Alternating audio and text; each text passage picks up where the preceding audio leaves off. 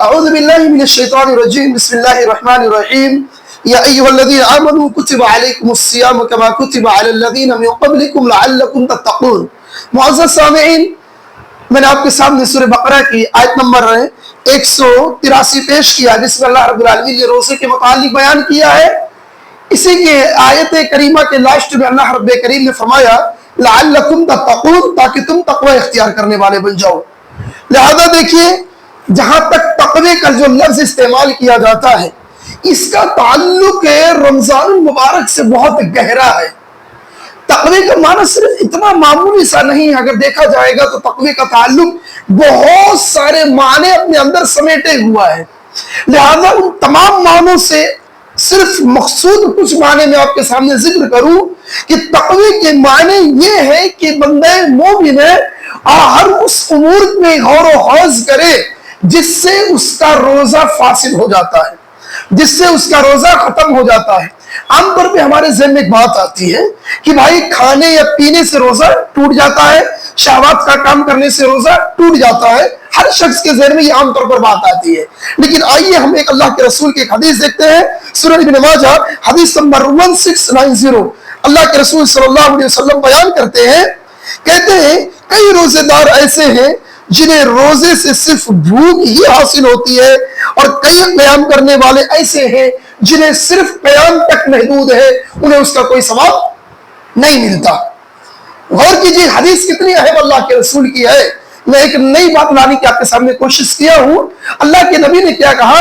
کئی روزے دار ایسے ہیں دنیا کے اندر، آپ دیکھیں گے معاشرے میں، کہ صرف ان کا بھوک، پیٹ کو مارنا، بھوک کو رہنا، چہرے کو اداس کرنا، مطلب بھوک کی وجہ سے جتنی مشقتیں آتی ہیں ایک بندہ برداشت کرتا ہے اسے، لیکن اس کو روزے میں کوئی فائدہ نہیں حاصل ہوتا۔ کئی قیام کرنے والے تراویح کا اہتمام کرتے ہیں، قیام اللیل کرتے ہیں، رات میں جاگتے ہیں، قرآن کی تلاوت کرتے ہیں، لیکن ان کا کوئی فائدہ نہیں ہوتا۔ آئیے دیکھتے ہیں کس کا فائدہ نہیں ہوتا۔ اللہ کے رسول صلی اللہ علیہ وسلم کی ایک حدیث، راوی ابو ہریرہ رضی اللہ تعالیٰ عنہ، حدیث ہے صحیح بخاری 1903 کے اندر موجود ہے۔ ابو ہریرہ کہتے ہیں من لم يدع قول الزور والجهل والعمل به فلا حاجة لله في ان يدع طعامه وشرابه۔ جس نے بیہودہ بات، لایانی بات، جاہلانہ نازیبہ کلمات کہنا نہ چھوڑا، اسے چاہیے کہ کھانا پینا نہ چھوڑے۔ لہذا سب سے پہلی بات کیا ہے؟ جاہلانہ روش، بیہودہ باتیں گفتگو کرنا، بیٹھ کر اول فول بکنا، زبان سے گندے الفاظ کا استعمال کرنا، یہ آدمی کے روزے کو فاسد کر دیتا۔ آپ کتنے بھی بڑے روزے دار متقی بن جائیں، لیکن اگر یہ چیز آپ کے ذریعے سے اس روزے کا فائدہ اگر آپ کی زبان سے نہیں ہوتا تو پتہ کیا چلا؟ جہاں روزے کا تعلق پیٹ سے ہے وہی روزے کا تعلق زبان، ہاتھ، آنکھ اور پیروں سے بھی اس کا تعلق ہے۔ تو مین پوائنٹ ایک یہ۔ دوسرا پوائنٹ، اللہ کے رسول صلی اللہ علیہ وسلم نے کہا خصلتان من حفظهما سلم له صومه الغیبۃ والکذب۔ رواہ ابن شیبہ حدیث نمبر 8887۔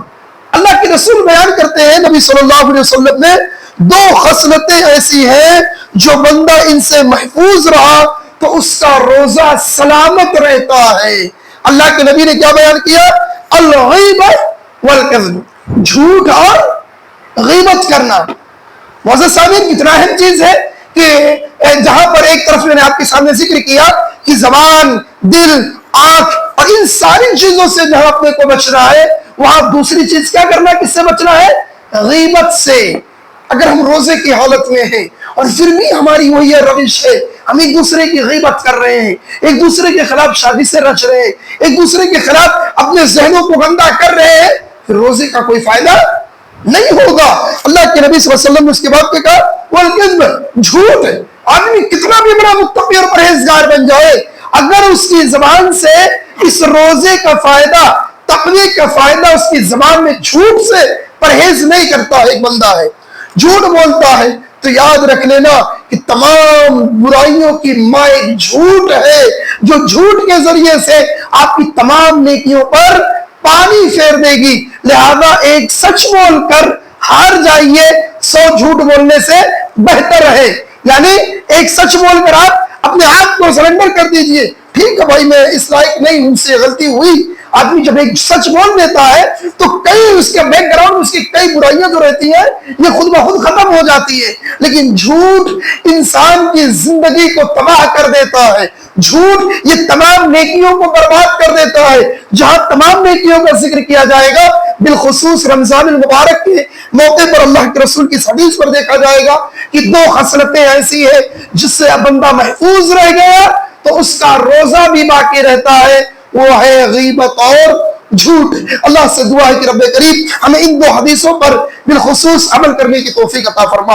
اے اللہ ایسے امور جو ہمارے روزے کو خلل میں پیدا کر دے یا جو ہمارے روزے کو فاسد کر دے، اے اللہ ایسے امور سے بالخصوص پہلے مجھے اور میرے سننے والے سامعین کو اس پر عمل کرنے کی توفیق عطا فرما.